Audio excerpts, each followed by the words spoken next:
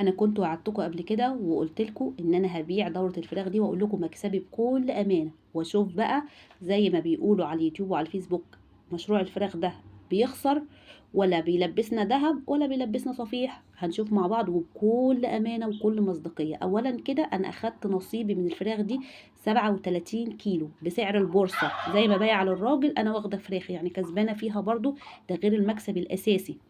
تمام كده. هنبدأ من أول سعر الكتكوت. تمام، هنبدأ من الأول خالص، وكل حاجة يعني كاتباها لكم كده بالورقة والقلم، وهقول لكم كل حاجة عشان تعرفوا هتتكلف المشروع هيتكلف كام. 40 فرخة هي مكسبكم هيبقى كام. خليكم معايا كده.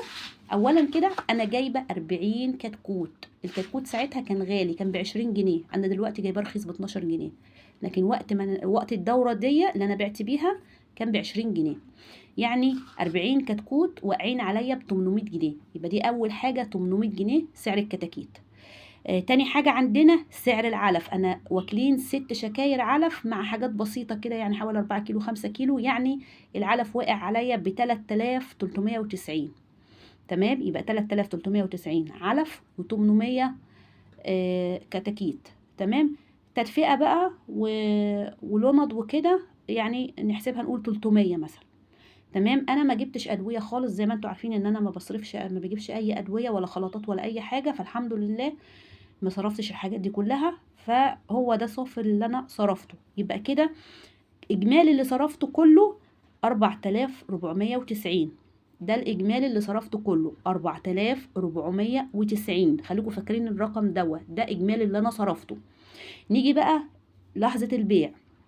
اولا كده هم كانوا 40 فرخه، والحمد لله ما كانش فيهم نافق نهائي، بس كان فيهم سردة بسيط يعني. كان في 7 فرخات او 6 فرخات كده، كيلو ونص. فال40 فرخة طلعوا عندي 90 كيلو بالظبط. 90 كيلو زي ما قلت لكم، انا واخده ليا 37 كيلو وبايعه 53 كيلو.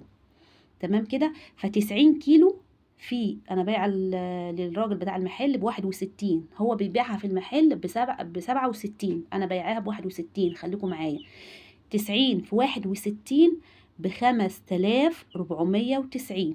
5490 ده اللي انا بعت بيه الفراخ. تمام كده. طب نيجي ننقص اللي انا بعت بيه، الاجمالي اللي بعت بيه من اللي انا صرفته. 5490 ناقص 4490، صافي المكسب 1000 جنيه بالظبط. 1000 جنيه بالظبط. على فكرة أنا مزودة شوية حاجات في التدفئة في العلف في الحاجات دي، يعني حاجات بسيطة كده عشان إيه برضو نبقى عاملين حسابنا. يبقى صافي المكسب، خليكي معايا، 1000 جنيه في 40 فرخة. طبعا أنا حاسبة فراخي معاهم إن أنا واخداها بنفس سعر البورصة، يعني أنا لو هجيبها أكتر، يعني هجيبها من المحل هجيبها أكتر من كده، فأنا برضو مستفادة إن أنا بايعة واخدة فراخي بسعر البورصة. تمام كده، اللي أنا واخداها لبيتي، واخدة حاجة بقى نظيفة، يعني اوريجينالك كده زي ما بيقولوا، ولا مش عارفه بيقولوها ازاي، يعني حاجه نظيفه كده. تمام كده، ومن غير اي ادويه، من غير اي حاجه، حاجه ممتازه. تمام كده، دي اهم حاجه على فكره. فانا كده كده بربي، كده كده بجيب، فبقول بجيب معايا شويه كده بيعهم. تمام.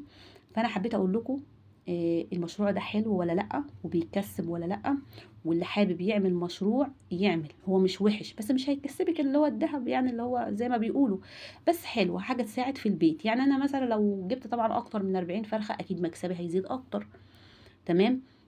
فكل ما بتزودي في الفراخ مكسبك بيزيد اكتر، وهي نفس التربيه، وهي نفس ان انت بتشيلي الفرشه وبتتعاملي معاها، نفس التعب على فكره. هيبقى مضاعف شويه بس هيجيب لك مكسب اكتر.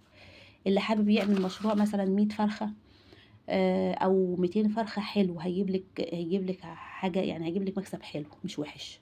انا لو عندي مكان هجيب اكتر من كده. انا المرة دي جبت 70 كتكوت وقيست، وربنا يستر لان المكان عندي مش كبير. هو الراجل قال لي يشيل 100 فرخة لانه 2 في 5 المكان.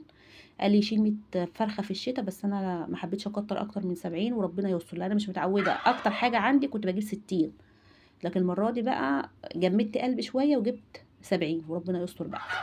وهربيهم نفس التربية، هطلع معاكم فيديوهات واقول لكم انا عملت ايه. اهم حاجة انتوا شايفين الفراخ وانا بنضفها زي الفل، بيضة وزي الفل، من غير لا مضاد سموم ولا منشط كبد ولا اي حاجة. انا قلت لكم كل حاجة ومكسبي بكل امانة. ولو انتوا شايفين ان موضوع التربية يعني 1000 جنيه في 40 فرخة في 40 يوم تعب ونظافة وكده، شايفين ان الموضوع جايب همه ولا مش جايب همه؟ ممكن تقولوا لي في التعليقات. انا عن نفسي راضيه ومبسوطه، ونشكر ربنا على النعمه، ونشكر ربنا ان هو يعني رزق ربنا يدومه علينا. نشكر ربنا، وربنا يدومها علينا نعمه ويحفظها من الزوال يا رب. وكده كده انا قاعده في البيت، يعني مش شغاله، بطلت خلاص، قعدت في البيت، بطلت شغل. فكده كده انا ما بعرفش اقعد في البيت، يعني لازم ايدي تنكش في اي حاجه. اتعودت امسك فلوس في ايدي. حكايه مصروف البيت اللي باخده من جوزي ده كل شهر او كل اسبوع، ده ما ينفعش معايا، لازم يبقى ليا دخل خاص بيا. انا اتعودت على كده خلاص. اتعودت ان انا اجيب فلوس يعني بحاول بقى، بحاول. فالفراخ البيضه دي بتصرف لي على الفراخ اللي عندي بره، والارانب والحمام والحاجات دي، فده بيصرف على ده. فباجي في الاخر بلاقي معايا قرش، يعني لو احتجت حاجة، لو المصروف ما كفاش ولا حاجة، عيل عايز ياخد درس مثلا، بحاول ان انا برضو اساعد في مصروف البيت. وربنا يرزقنا ويرزقكم يا رب. واللي حابب يعمل مشروع، المشروع مش وحش خالص، ويعني كويس يعني. عايزاكم تقولوا لي في التعليقات هل المشروع جايب هم ولا لأ، وإن كنتوا ناويين تعملوا المشروع دوت، وهتبدأوا بكام. وقولوا لي كل حاجة، وحابين تعرفوا ايه، اي حاجة عايزين تسألوا عليها انا موجودة، واقولها لكم بكل مصداقية وبكل امانة. انا ما بخبيش عنكم حاجة، وبامانة صدقوني ده مكسبي بكل امانة. ان شاء الله اشوفكم في فيديو جديد وفي دورة جديدة باذن الله، هنبدأها مع بعض، دورة رمضان، وهنزلها لكم قريب باذن الله. انا ابتديت فيها خلاص، بس وصورت الفيديو، بس انا حبيت اعرفكم الاول مكسبي ايه، عشان اللي حابب يتشجع كده يتشجع ويجيب معاه. ما تنسوش تشتركوا في القناة وتفعلوا زر الجرس علشان يوصلكوا كل جديد. وربنا يا رب يرزقكم ويرزقنا جميعا يا رب العالمين.